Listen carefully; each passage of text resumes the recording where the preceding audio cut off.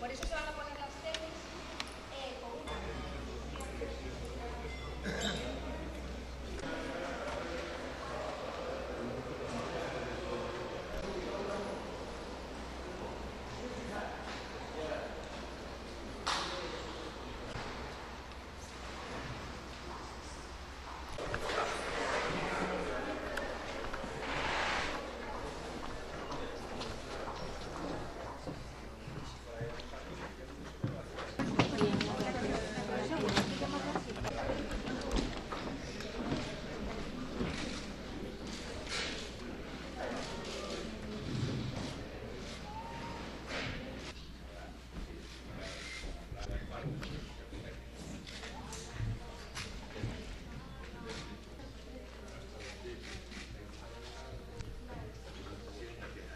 Bueno, la presidencia, obviamente,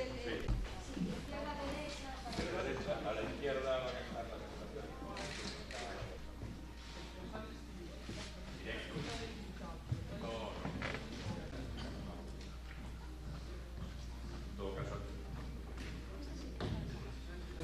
En caso de que venga. Sí, tienen que estar también. Los acusados tienen que estar todos los días, y los abogados todos los días. Lo que pasa es que bueno, los acusados tienen que estar.